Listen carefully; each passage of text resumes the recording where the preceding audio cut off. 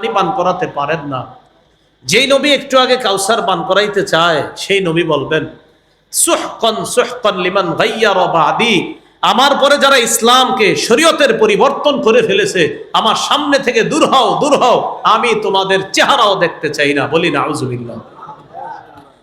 এবার আমার সাথে বলেন, যে বেদাত করে, যে কোনো বেদাতিকে আশ্রয় দেয়, উভয়ের উপর আল্লাহর অভিশাপ, ফেরেশতাদের অভিশাপ, সকল মানুষের অভিশাপ। অনেক মানুষ কি করে, নিজে বেদাতি কর্মকাণ্ড করে, অথবা অন্য কোনো বেদাতির জন্য 2 কাঠা জমিন দিয়ে দেয়, 3 কাঠা জমিন দিয়ে দেয়। হুজুর আপনি এই জায়গায় একটা খানকা বানান, খানকা বানানোর উপর যত বেদাত আছে সাপ্লাই করবেন। তো উনি মাশাআল্লাহ একটা বেদাতের আখড়া বানায় লাল টাল কিছু কাপড় টাপড় লাগাবে। আর বেদাতের প্রথম শর্ত হলো এই জাতীয় কিছু লাল টাল ঝিকমিক ইত্যাদি লাগাইতে হবে।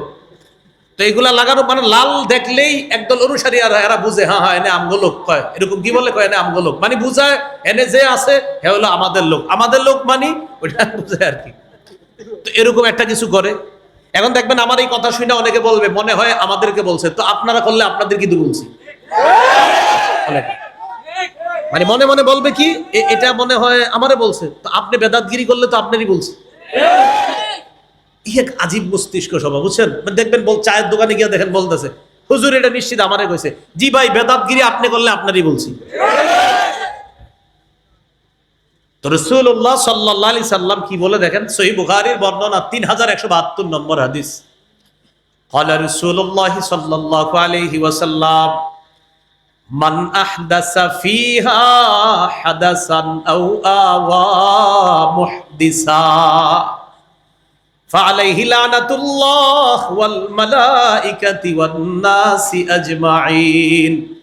যে ব্যক্তি নিজে বেদাতি কর্মকাণ্ড করে, যে ব্যক্তি কোনো বেদাতিকে আশ্রয় প্রশ্রয় দেয়, তার উপর আল্লাহর অভিশাপ, ফেরেশতাদের অভিশাপ, সকল মানুষের অভিশাপ।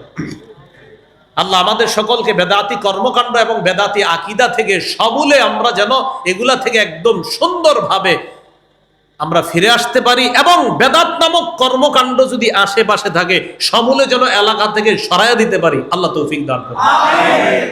এবার একটা কথা শুনেন, বলেন আমার সাথে কোন এলাকায় একটা বেদাত প্রতিষ্ঠিত হয়ে গেলে তাদের উপর আল্লাহ রাগ করে একটা সুন্নত উঠায় আনে, তওবা করা ছাড়া সেই জাতিকে কিয়ামতের আগে সেই সুন্নত আল্লাহ আর ফিরিয়ে দেন না।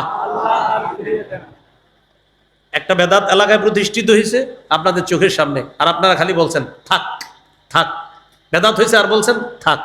এই থাক থাক করতে করতে প্রথমে সালাফিরা ছিল, একা ছিল, একা থাকার পরে এরপরে তার অনুসারী বাড়ছে। আর এটাই কিন্তু নিয়ম। দেখবেন কিছু মানুষ যখন প্রথম বেদাতের আর সূচনাটা এইভাবে হয়, হঠাৎ দেখবেন এক জায়গায় একজন তার গায়ে পোশাক আদি ইত্যাদি কম, তো 2-4 জন পাশে বৈশা থাকে।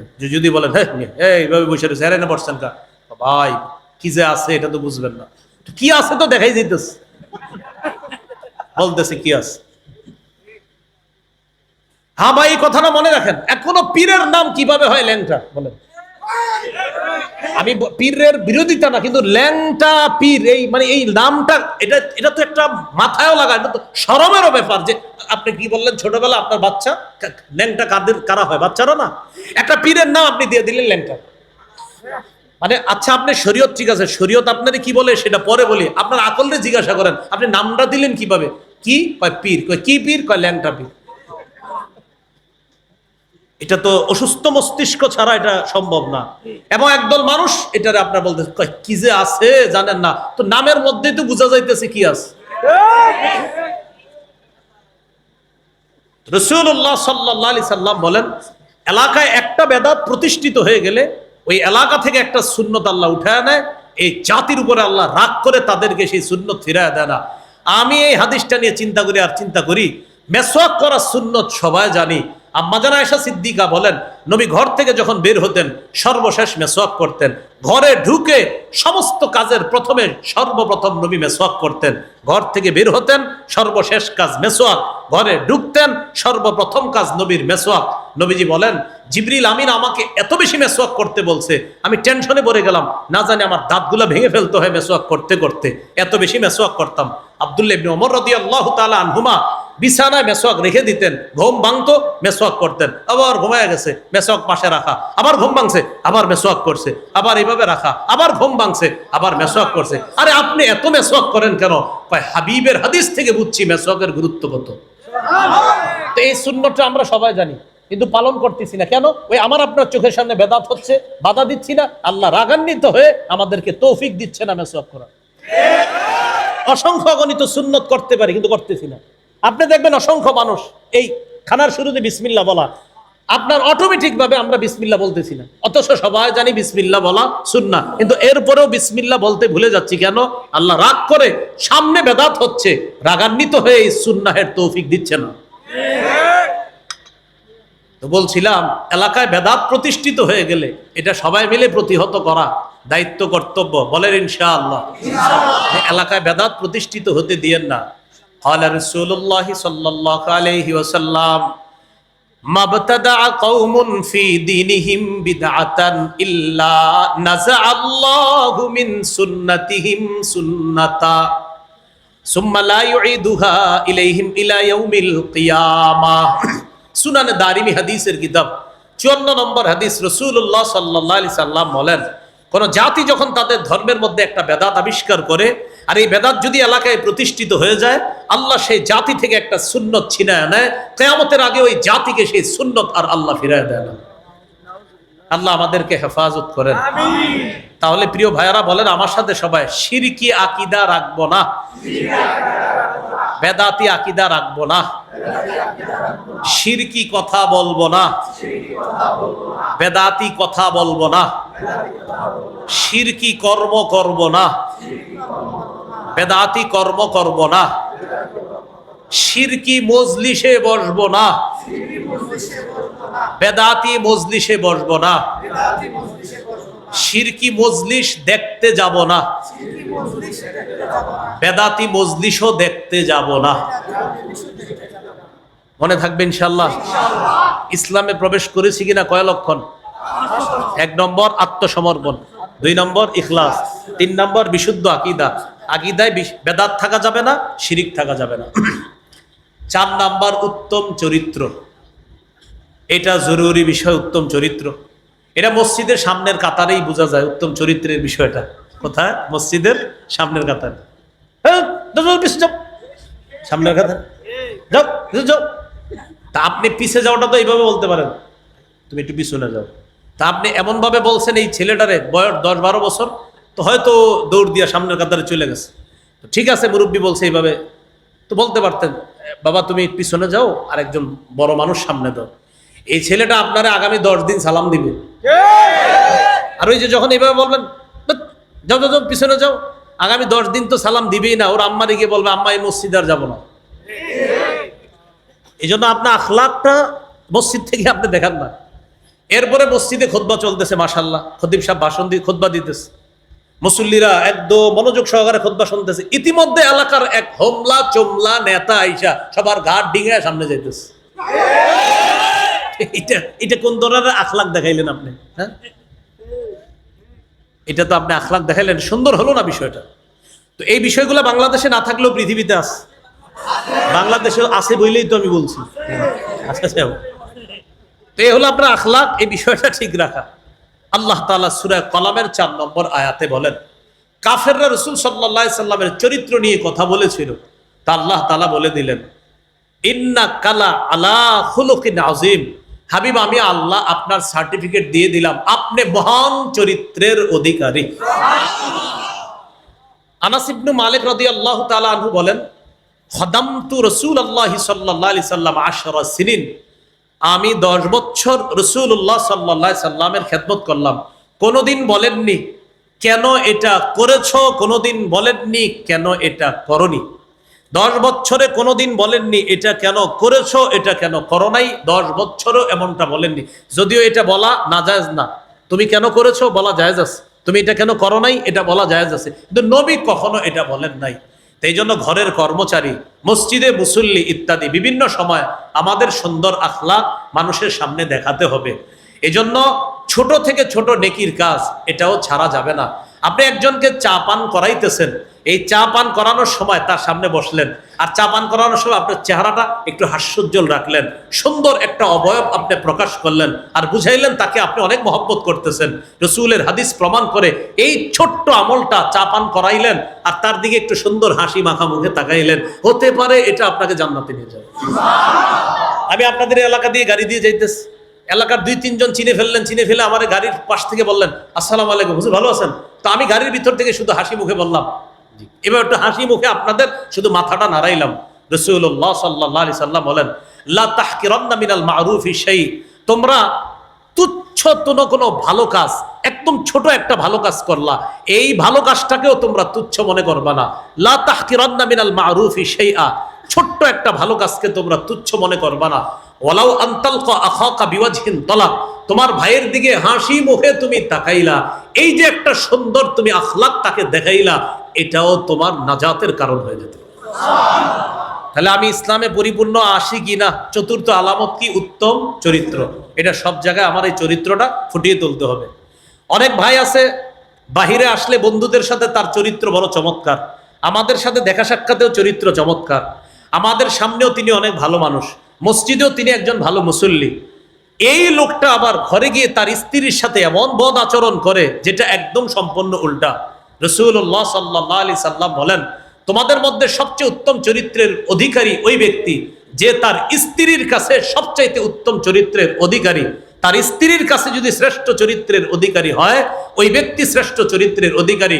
শোনো, আমি নবী মুহাম্মদ সাল্লাল্লাহু আলাইহি সাল্লাম আমার বিবিদের কাছে সবচাইতে শ্রেষ্ঠ চরিত্রের অধিকারী। এটা নবী বলেন। এগুলো 4 নম্বর। 5 নম্বর বলেন লেনদেনে স্বচ্ছ থাকা। এটা একটা জরুরি বিষয়, লেনদেনে স্বচ্ছ থাকা। এই বিষয়টা ওই আপনি বাজার সদাই করেন, মুআমালাত মুআশারাত, এই বিষয়গুলা স্বচ্ছ রাখা। কারোর সাথে আপনি ঋণ নিলেন, বললেন 7 দিন পরে দিয়ে দিব, তো এইগুলা ওয়াদাগুলা ঠিক রাখা, এই লেনদেনগুলা স্বচ্ছ থাকা। তাহলে বলেন তো বর্তমানে আমাদের করণীয় কয়টা? না, করণীয় কয়টা? 9টা। 1 নম্বর কোথায় প্রবেশ করা? পরিপূর্ণ প্রবেশ করেছি কিনা? কয় আলামত? 5 আলামত। আল্লাহ আমাদের সকলকে এই 5টি আলামত গ্রহণ করে ইসলামে পরিপূর্ণভাবে প্রবেশ করার তৌফিক দান করেন। 2 নম্বর মনে আছে কারো? না, 2 নম্বর করণীয় আল্লাহর দ্বীনের সহযোগী হওয়া। আল্লাহর দ্বীনের সহযোগী, 9 কাজের দ্বিতীয় কাজ আল্লাহর দ্বীনের সহযোগী হওয়া। আল্লাহ তাআলা সূরা মুহাম্মদের 7 নম্বর আয়াতে বলেন, ইন তানসুরুল্লাহ, যদি তোমরা আল্লাহকে সাহায্য করো, মানে আল্লাহর দ্বীনকে সাহায্য করো, ইয়ানসুরকুম, আল্লাহ তোমাদেরকে সাহায্য করবেন। মনে রাখবেন, আল্লাহর একটা অলঙ্ঘনীয় মূলনীতি হলো আল্লাহর দ্বীনের সহযোগিতা যারাই করবে আল্লাহ তাদেরকে সাহায্য করবে। এটা একটা অলঙ্ঘনীয় মূলনীতি, যে মূলনীতিতে কোনো রকমের লঙ্ঘন হবে না। আপনি আল্লাহর দ্বীনের সহযোগী হবেন, তা আল্লাহ নিশ্চিত আপনাকে সাহায্য করবে। শুধু কি সাহায্য, ওয়ায়ুসাব্বিত আকদামাকুম, মরণ পর্যন্ত যতদিন দ্বীনের সহযোগী করবেন, সহযোগী থাকবেন, আল্লাহ আপনাকে হেদায়েতের উপর অটল রাখবে, আপনার পাগুলা ইসলামের উপর আল্লাহ মজবুত রাখবে। সূরা হজের 39-40 নম্বর আয়াতটা শুনি। সাহাবায়ে কেরামকে মক্কা থেকে বের করে দিস, হিজরত করে তারা চলে গেলেন মক্কায়। তো মক্কার মসজিদ থেকে আপনি যখন বের হবেন, বের হয়ে দেখবেন একটা রাস্তা আছে ইব্রাহিম খলিল রাস্তা, আরেকটা রাস্তা আছে শারিউল হিজরা, হিজরা রুট, এটাকে বলে হিজরতের রাস্তা। এই রাস্তাটায় যে আমি কতবার গেছি, শুধুমাত্র এই কারণে, খালি রাস্তাটায় যেতাম আর আমি ভাবতাম আমাদের নবী ঠিক এই রাস্তাটা দিয়ে হিজরতে বের হয়েছে। রাস্তা দিয়ে হিজরতে কিন্তু আপনি বের হয়েছে কিভাবে? মনে করেন এইভাবে বের হয়ে, নবী কিন্তু যাবে এই দিকে না, নবী যাবে ওই দিকে, কথার কথা, কিন্তু বের হয়েছে এই দিক দিয়ে, বের হয়ে ওই দিক দিয়ে ঘুরে আবার ওই দিকে গেছে। এই হিজরা রোডটা এইভাবে, আমি ওখানে গেলে আপনাদেরকে একদম সুন্দরভাবে দেখাই দিতে পারতাম যে ঠিক এই দিক দিয়ে গিয়ে এইভাবে এইভাবে আল্লাহ রাসূল আবার মদিনার দিকে রওনা করছে। এই যে শারিউল হিজরা, হিজরা রোড, এই রাস্তাটায় যখন আপনারা হজ উমরায় যাবেন, ওখানে গিয়ে শুধু হজ উমরা করবেন, করার পরে কি করে সব দেখি খালি মার্কেটে ঘুরে। এটা না করে একটু ভাববেন, এলাকাটায় হাঁটবেন আর চিন্তা করবেন যে আবু বকর সিদ্দিকের ঘর বাড়ি ছিল এখানে, ওমর ফারুক রাদিয়াল্লাহু তাআলা আনহুর ঘর বাড়ি ছিল, ওসমান গনির ঘর বাড়ি ছিল, আমার নবীর ঘর বাড়ি ছিল। এই বিষয়গুলো চিন্তা করবেন আর মাথায় আনবেন, আরে না জানে আমার নবীর জায়গাটায় কারো দোকান, আবু বকর সিদ্দিকের জায়গায় কারো দোকান, ওমর ফারুকের জায়গায় কারো দোকান। এইগুলা চিন্তা করবেন আর ভাববেন যে তারা নবীরে কতটা মহব্বত করত যে নিজেদের ধন সম্পদ সবকিছু ছেড়ে হিজরত করে মক্কা থেকে মদিনা চলে গেছে। 13 বছর মারখিস শুধু সহ্য করছে। সহ্য করার পর যখন মদিনায় গেছে আল্লাহ তাআলা বলে দিলেন, উযিনা লিল্লাযীনা ইউকাতালুনা বিআন্নাহুম যুলিমু ওয়া ইন্নাল্লাহা আলা নাসরিহিম লাকাদির। যাদেরকে অত্যাচার করা হচ্ছে তারা মাজলুম, যাদেরকে অত্যাচার করা হচ্ছে তারা কি মাজলুম। 13 বছর অত্যাচার করা হয়েছে। কয় বছর? 13 বছর অত্যাচার করা হয়েছে সাহাবায়ে কেরাম। 15 বছর না, কিন্তু 13 বছর না, মানে ওখানে কোরআনে কয় বছর? 13। হ্যাঁ, 13 বছর অত্যাচার করা হয়েছে। বিআন্নাহুম যুলিমু, তারা মাজলুম। তো আল্লাহ তাআলা বলেন তাদেরকে বের করে দেওয়া হয়েছে ঘর থেকে। আল্লাযীনা উখরিজু মিন দিয়ারিহিম বিগাইরি হক, তাদেরকে অন্যায়ভাবে ঘর থেকে বের করে দেওয়া হয়েছে। তাদের অপরাধ কি? ইল্লা আইয়াকুলু রাব্বুনাল্লাহ, তাদের অপরাধ তারা বলতো আমাদের রব। অপরাধ কি? রব। বাস এটাই অপরাধ ধরছে। কাফেররা বের করছে কেন? কয় কি অপরাধে বের করছেন? কয় এরা কয় রব আল্লাহ। কি কারণে সাহাবীদেরকে বের করে দিছে? তারা বলে রব আল্লাহ। তো তোমরা কি কও? আমরা বলি আল্লাহ প্রধান আর আমাদের দেবদেবীরা হলো সহযোগী। আল্লাহ প্রধান, লাত উজ্জাত মানাত এরা হলো সহযোগী, আর সাহাবীরা তারা শুধু বলে রব আল্লাহ। তো এই জন্য বের করে দিস। তা আল্লাহ বলেন 13 বছর সহ্য করছো। উজিনা, এবার জিহাদের অনুমতি দেওয়া হয়েছে। কিসের অনুমতি দেওয়া হলো? এরপরে 40 নম্বর আয়াতে আল্লাহর অলঙ্ঘনীয় সেই মূলনীতিটা আল্লাহ বলে দিচ্ছেন, ওয়ালা ইয়ানসুরান্নাল্লাহু মাইয়ানসুরু, যে ব্যক্তি আল্লাহকে সাহায্য করবে, আল্লাহর দ্বীনের সহযোগী হবে, তারা সংখ্যায় যদি 313 হয় অবশ্যই আল্লাহ তাদেরকে সাহায্য করবে। সংখ্যায় যদি কম হয় আল্লাহ তাদেরকে কি করবেন? সাহায্য করবেন। হ্যাঁ, এটা হলো আল্লাহর অলঙ্ঘনীয় বিধান। প্রিয় ভাইরা, সংখ্যায় যদি কম হন, আল্লাহর দ্বীনের সহযোগী হন, আল্লাহর ওয়াদা আমি আল্লাহ তোমাদেরকে সাহায্য করব। তাহলে কি শিখলাম আমরা? আল্লাহর দ্বীনের সহযোগী হওয়া, এটা হলো বর্তমান পরিস্থিতিতে আমরা মুসলমানদের দ্বিতীয় কাজ। 3 নম্বর কাজ বলেন, ভাতৃপ্রেম বাড়িয়ে দেওয়া, ভাতৃত্বের সম্পর্ক বাড়ানো। কে মাযহাবি, কে লামাযহাবি, কে ওয়াহাবি, কে সুন্নি, আপাতত এই বিষয়টা বাদ দিয়ে সবাই এক হয়ে যেতে হবে। ঠিক শোনেন, কিছুদিন পরে আবার না হয় আমরা শুরু করলাম যে ভাই শোনো, এবার হাত কোথায় বাঁধবা, কদিন পরে শুরু করি। কখন? আগে আমাদের গোড়াটা মজবুত করে নি। মজবুত করার পরে এরপর না হয় হইলো কি, তুমিও মুসলমান আমিও মুসলমান, এবার আসো কি বলো, হাত কই বাঁধবেন এটা নিয়ে কথা হবে। তো চলেন এবার কথা বলি। তো আগে কি, আগে চলো আমরা ইসলামটা একটু মজবুত করে নেই, এরপরে আমরা কথা বলবো, সমস্যা নেই। তো এটা হলো আমার একটা প্রাণের দাবি, মনের দাবি। আপাতত এই ইয়াটা কিছুদিন অফ রেখে আপাতত মুসলমান সবাই ভ্রাতৃত্বের সম্পর্কটা বাড়া, যদি মুসলমানরা খালি আপনার কিছুদিনের জন্য এক হয়ে যায়, আর কোনো মতে যদি নির্বাচনটা হয়ে যায়, মুসলমানদের এদেশে ইসলাম ঠেকানোর সামর্থ্য কারণে।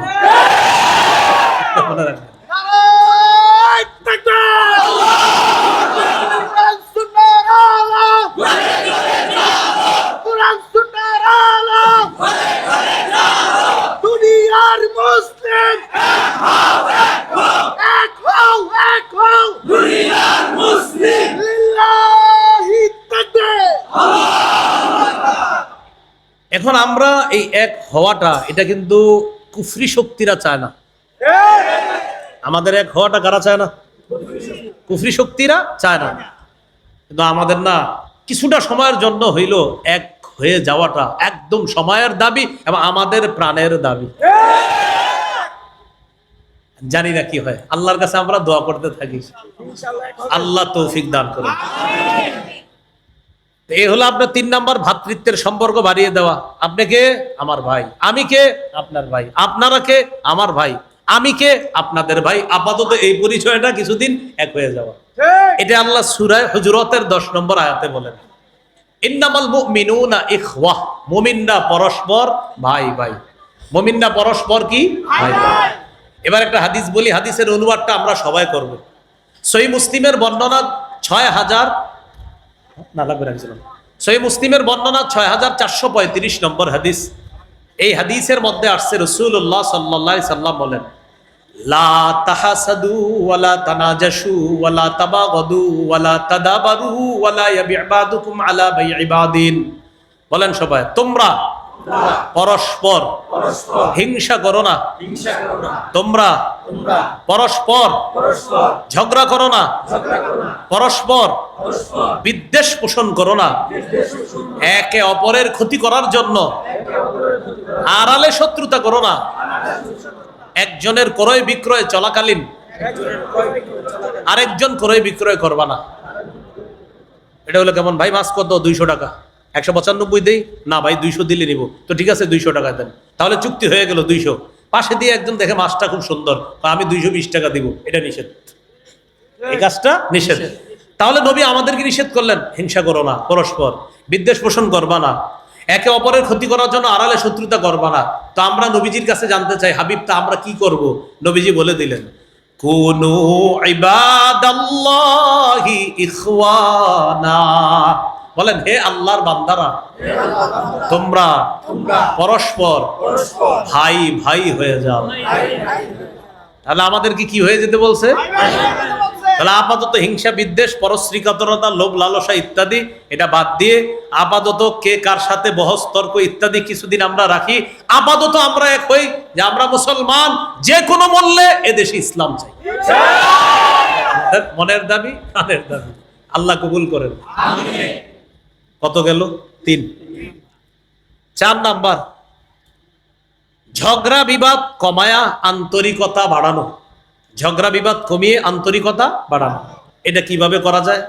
এটা করা যায় কিভাবে? আমার সাথে ওনার ঝগড়া, আমাদের দুইজনকে বেশি একসাথে বসাইতে হবে।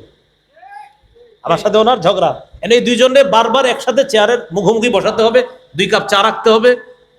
কথার কথা আর কি, আপনারা আরো কিছু রাখেন। তো এরকম দুইজনকে বসায়া কথা বলাইতে হবে। আমি এটা বিশ্বাস করি, আমরা দূরে থেকে যে একজন আরেকজনের যতই বিরোধিতা করি, সামনে বসায়া দেন, দেখবেন আমাদের মতো আপন কেউ নেই। এই ঝগড়া কমায় আন্তরিকতা বাড়াতে হবে। এই ব্যাপারে আল্লাহ তাআলা বলেন, ওয়া আতিউল্লাহ ওয়া রাসূলাহু ওয়া লা তানাযাউ ফাতাফশালু ওয়া তাযহাবা রিহুকুম। তোমরা আল্লাহর আনুগত্য করো, নবীর আনুগত্য করো। ওয়া লা তানাযাউ, তোমরা পরস্পর ঝগড়া করো না। যদি ঝগড়া করো, ফাতাফশালু, দুর্বল হয়ে যাবা।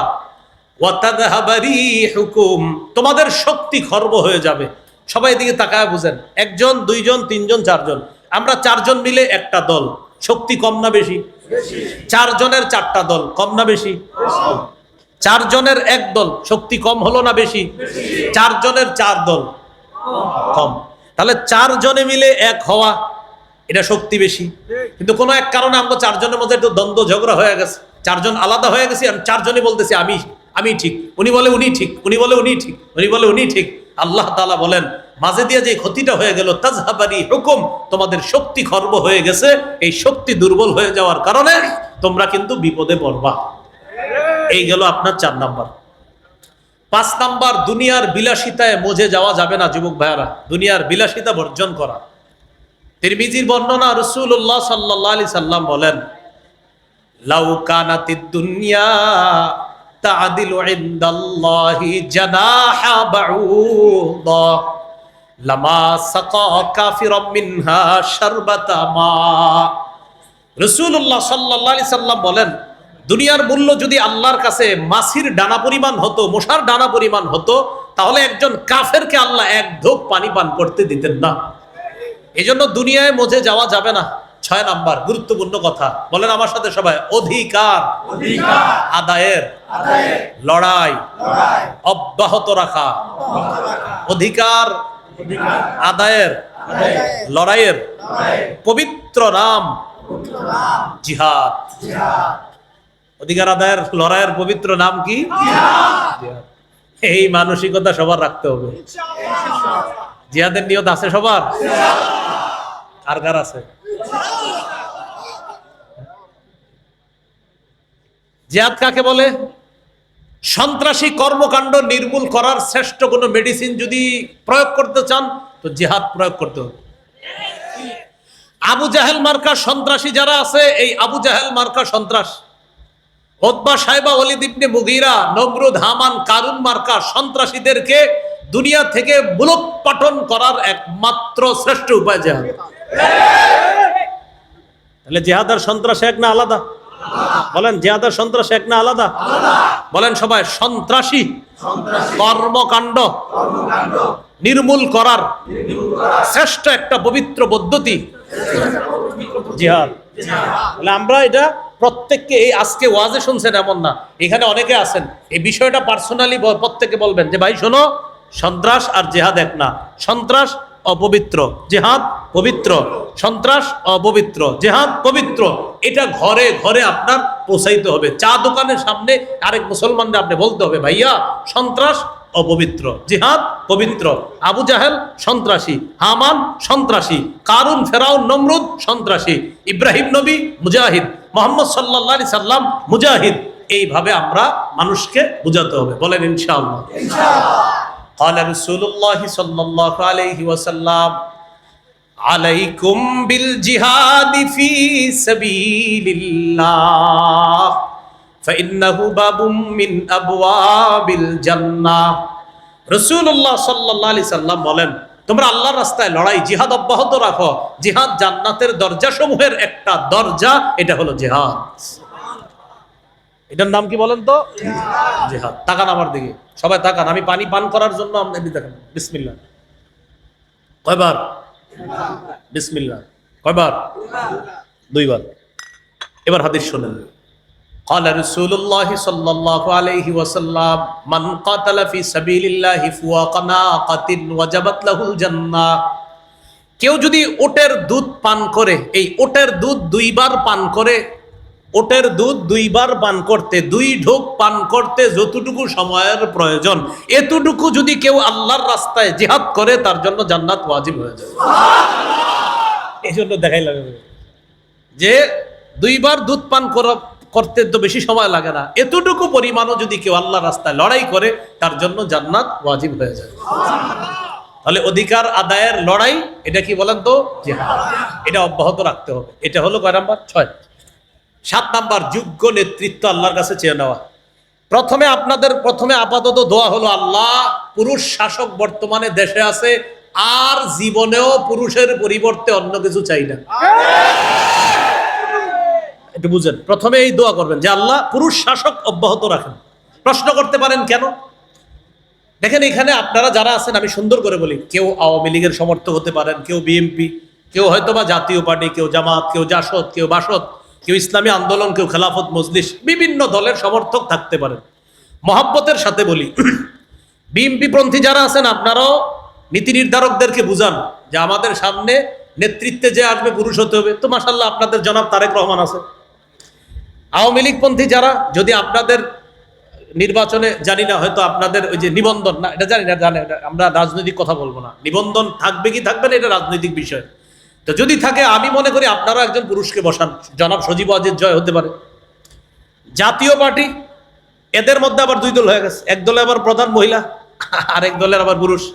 আমি বলবো আপনারা পুরা এক হয়ে পুরুষকে বসান। আর মাশাআল্লাহ আমাদের ইসলামী দলে তো মাশাআল্লাহ সবাই পুরুষ, এটা বলার অপেক্ষা রাখে।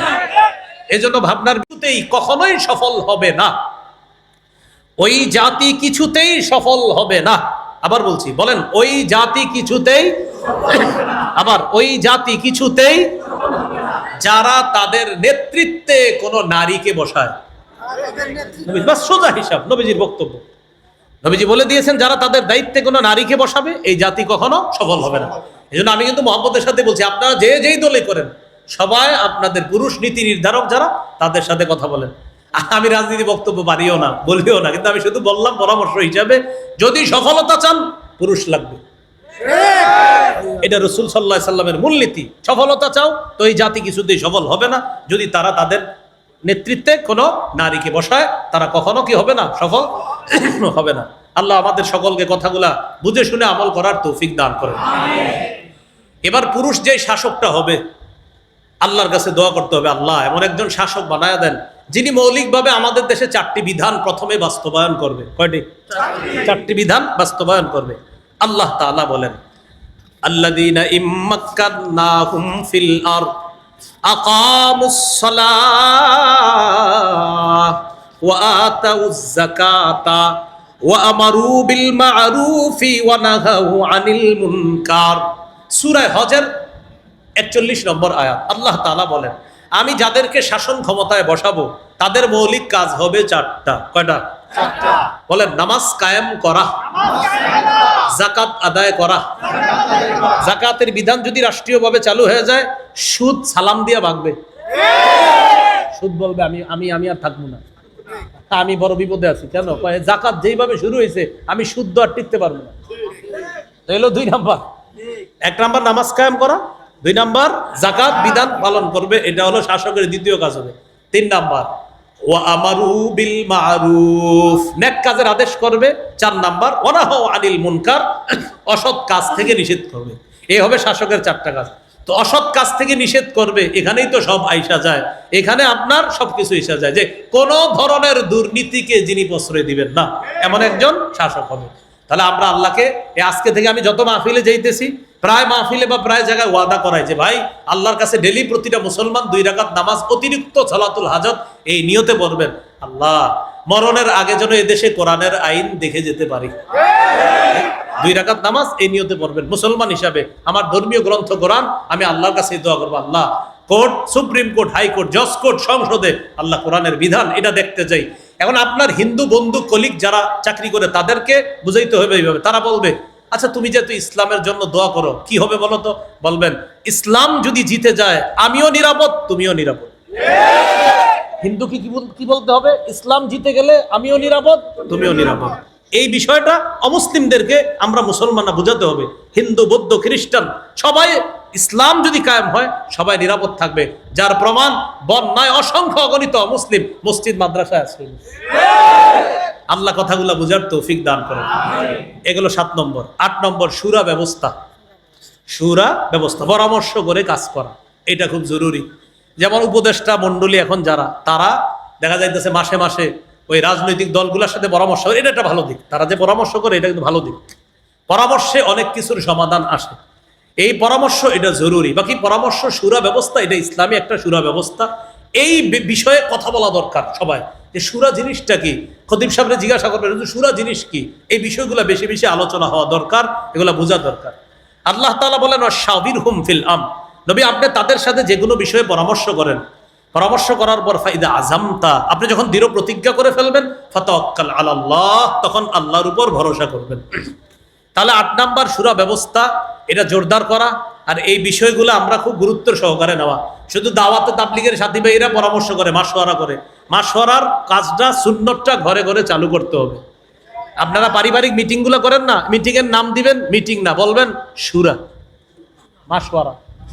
মাশওয়ারা দিবেন, যে ঘরে বলবেন আজকে আমাদের পারিবারিক মাশওয়ারা আছে। তো মিটিংটা না বলে আমরা একটা ইসলামী শব্দ বলি, সমস্যা কি, কি বলবো? মাশওয়ারা।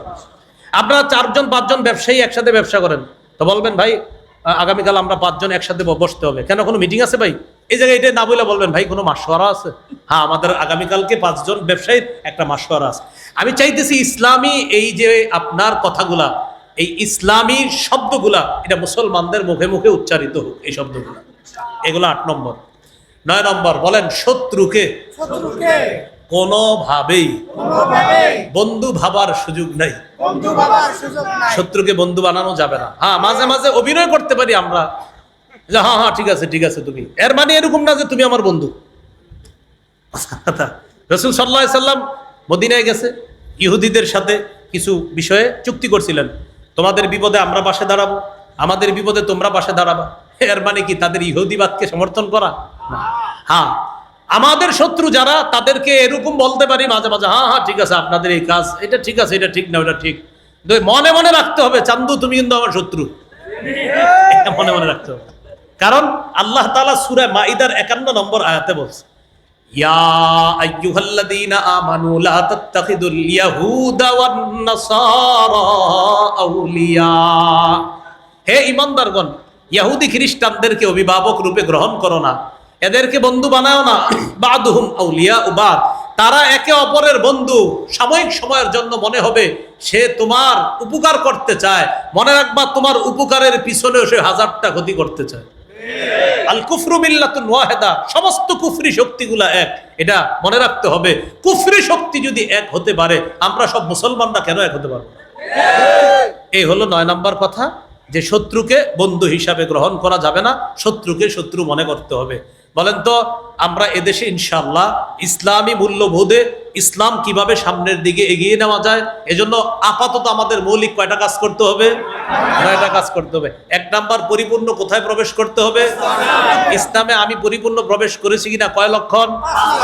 1 নম্বর আত্মসমর্পণ, 2 নম্বর ইখলাস, 3 নম্বর বিশুদ্ধ আকীদা, 4 নম্বর আখলাক, 5 নম্বর লেনদেনে স্বচ্ছ থাকা।